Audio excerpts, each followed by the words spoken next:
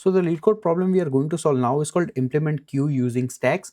This one is a LeetCode easy problem and also a very popular and important problem because we are tackling the core principle of two different data structures in a simple problem.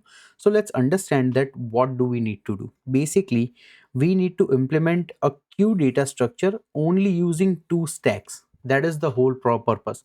And now we are given the definition that what operations do we have to support.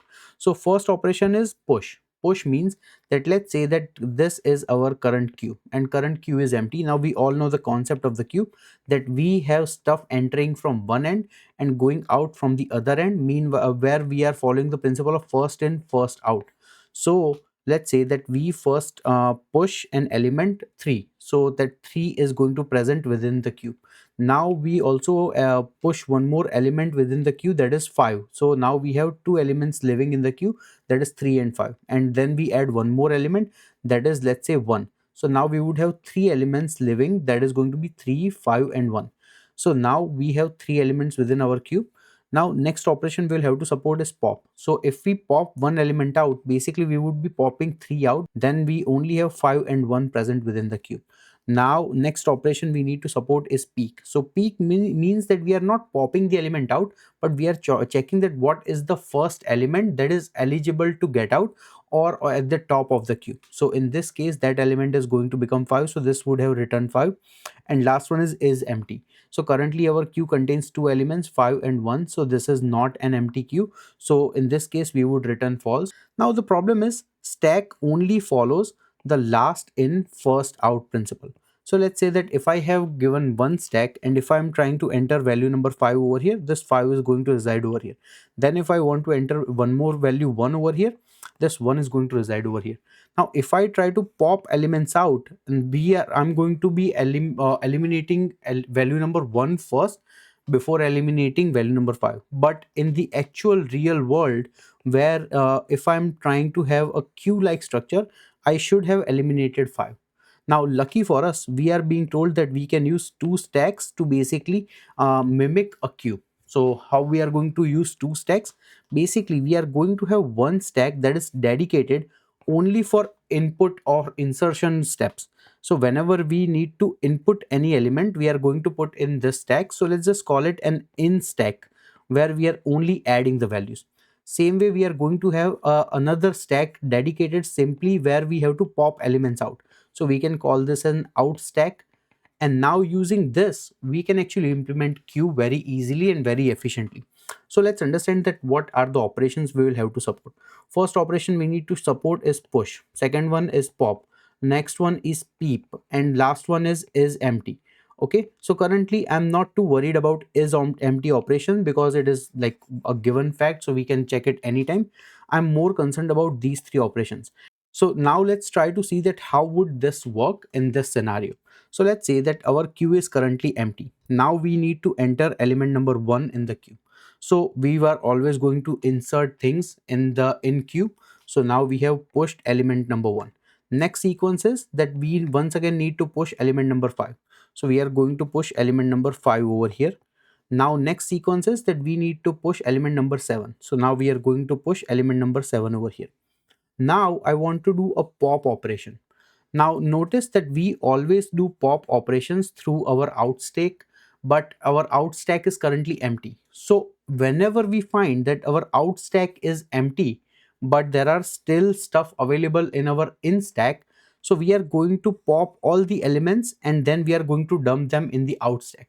Let me explain. So if I pop all the elements right now, basically I'm going to have 7 sit over here, then 5 sit over here, and then 1 sit over here, and this whole stack is going to become empty.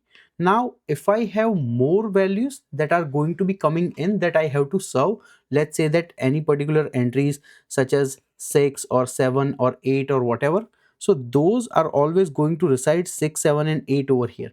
But the thing is, I'm always bringing stuff out from the out stack, so the order of the way stuff has been entered and being taken out is always going to remain as it is, because now if I have to do pop operations, so first I pop, then I'm going to pop element number 1 out. Now notice that 1 was the first element that was entered.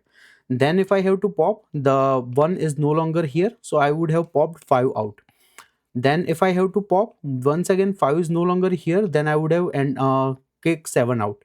And now notice that this stack becomes empty once again. And notice that 1, 5 and 7 is the same sequence of elements that we originally entered stuff in our in stack, or in the similar sequence. So we basically followed the principles of queue or FIFO, but using two stacks. Now once again our stack became empty. So the moment our stack becomes empty, all we need to do is just dump all the data. So once again we are going to dump all the 6, 7 and 8, and once again the sequence would get reversed, because we are no longer worried about stuff. And now if we, let's say, have to do peep operation, once again we are always going to do peep operation from out stack as well. So out stack is going to be used for pop and peep operation, and in stack is going to be used for push operation. And if we follow this simple philosophy, we can actually achieve first in first out using the two stacks that basically operates on the LIFO principle. And for is empty stuff, it's very straightforward, that if both the stacks are empty, we can simply return that whether our given stack is empty or not. So it's quite straightforward, so I'm not even putting any effort.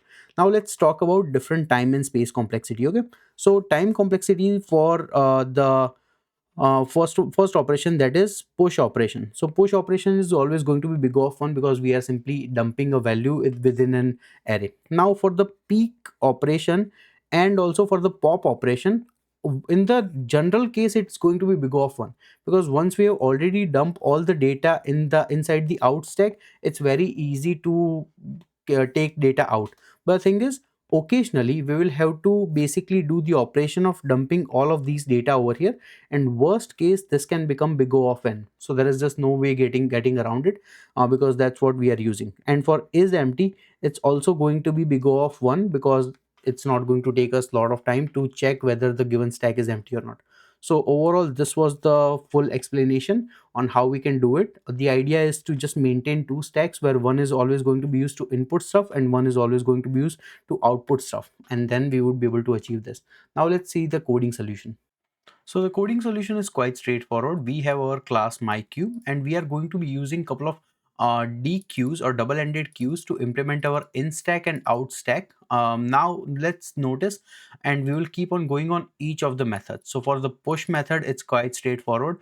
We are simply going to push inside our in stack. For same way for the pop method, first we are going to check that whether we need to move from the pop or not, and then we simply are going to pop it from our out stack that we have defined.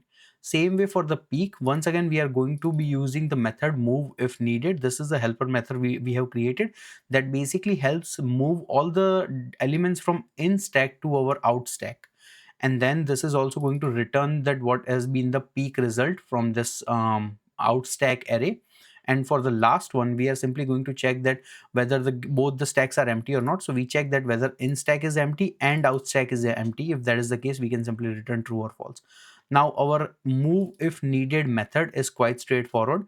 We are going to check that if the given out stack is empty, then while we have any elements present inside the in stack, we are going to dump all of them into our out stack.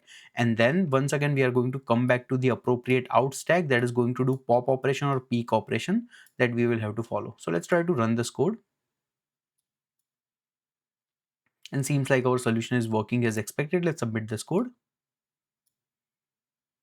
And once again our code runs beautifully, beats 100% of all the other solutions. And that is because this also runs in big O of one time constant time complexity, so everyone is basically achieved this solution. So now the solution is present in our GitHub repository, and link is in the description, so feel free to check it out from there. Thank you.